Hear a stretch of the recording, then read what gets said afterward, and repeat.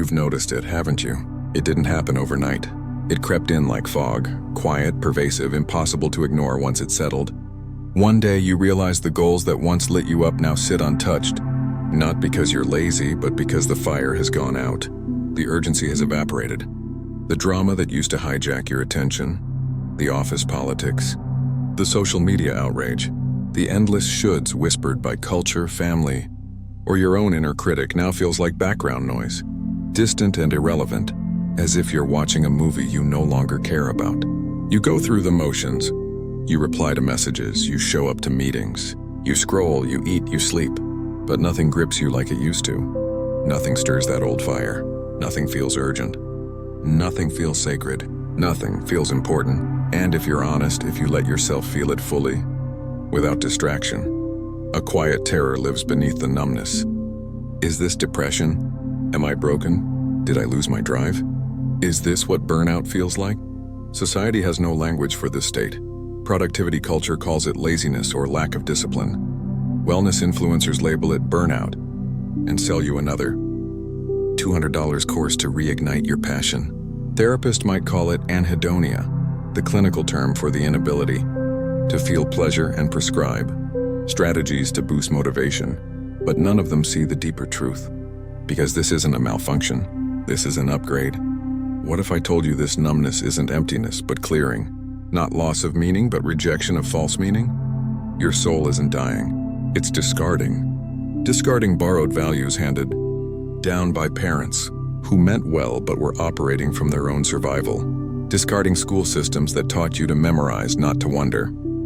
Discarding algorithms that feed you outrage to keep you scrolling. Discarding advertising that equates your worth with what you own. You're discarding survival-based ambitions that kept you safe in childhood, but never made you alive. The need to be perfect, the fear of disappointing others, the belief that your value is tied to your output, and most importantly, you're discarding stories you were never meant to carry. Stories of scarcity, there's never enough, unworthiness, I have to earn love, and perpetual striving, rest is laziness. These stories kept you functional in a broken system, but your soul is done with functionality. It's ready for truth. And that feeling, that quiet indifference to everything that used to matter, that's not a warning sign, that's the sign. For centuries, spiritual traditions have described this exact threshold, not as pathology, but as initiation. The Buddhists call it the Great Doubt, a phase where all conceptual frameworks collapse, leaving only raw, unfiltered awareness. It's not despair, it's the dissolution of illusion. In Zen practice, this is known as great death, not physical death, but the death of the egoic self that clings to identity, achievement, and control. Only after this collapse can true insight arise. The mystic Saint John of the Cross named it the dark night of the soul, not a punishment from God, but a divine purification. He wrote that God strips away every false attachment, every idol of success, security, and self-image, so that only pure, unconditional love remains. This isn't suffering for its own sake. It's surgical removal of what no longer serves your highest becoming. In Sufism, it's fana, the annihilation of the ego self to make space for the infinite. The poet Rumi described it as the wound that is the place where the light enters you. Not destruction, but opening. Even modern depth psychology, through Carl Jung, recognized this as the noonday demon, a crisis of meaning that doesn't destroy you, but precedes true individuation, the birth of your authentic self. Jung warned that avoiding this phase leads to what he called the unlived life, and a slow death of the spirit while the body still walks. But today we've medicalized it. We pathologize the very process that leads to liberation, because a culture built on consumption cannot tolerate stillness. A system that profits from your anxiety through ads, courses, productivity apps, and self-help gurus cannot afford for you to stop caring about the wrong things. Your apathy is a threat to the machine. Think about it. Your entire life has been shaped by external validation. Get good grades so you're worthy. Climb the corporate ladder so you're secure. Buy the right car, clothes, home so you're seen. Say the right political opinions so you're accepted. Be constantly available so you're needed. Post the curated life so you're relevant. But all of that runs on egoic fuel, a cocktail of fear. Fear of not being enough, fear of being left behind, fear of disappearing into irrelevance. And for years, that fear kept you moving. It gave you direction. It made things feel important, even when they weren't aligned with your soul's quiet knowing. Now something inside you has stopped believing the lie. Your nervous system is exhausted from performing meaning. Your heart is tired of chasing validation disguised as purpose. And so quietly, your subconscious has pulled the plug, not out of despair, but out of wisdom. This is your biology saying, enough. We're done playing small. Neuroscience confirms this shift. When you live in chronic stress, constantly chasing, fixing, your amygdala stays hyperactive, flooding your system with cortisol and adrenaline. Over time, your brain adapts by dampening dopamine receptors, reducing sensitivity to external rewards. You don't lose motivation, you lose false motivation. Your body isn't broken. It's protecting you from further depletion. This isn't dysfunction. It's self-preservation evolving into self-liberation. Dr. Anna Lemke, a Stanford addiction specialist, explains that constant overstimulation, from screens, news, work demands, leads to a dopamine deficit state. Your brain literally stops responding to the usual hits of achievement, likes or purchases. What looks like apathy is actually neurological recalibration. Your system is demanding rest, not more input. Even your default mode network, the brain circuit, active during self-reflection, becomes quieter. Normally, it's chattering with narratives about past regrets and future worries. But in this phase, it quiets down, not because you're broken, but because your mind is making space for a new kind of intelligence, one that doesn't rely on story, but on presence. And your vagus nerve, the superhighway between brain and body, begins to reset. For years, it's been stuck in fight or flight, keeping you hypervigilant to threats, deadlines, and social judgment.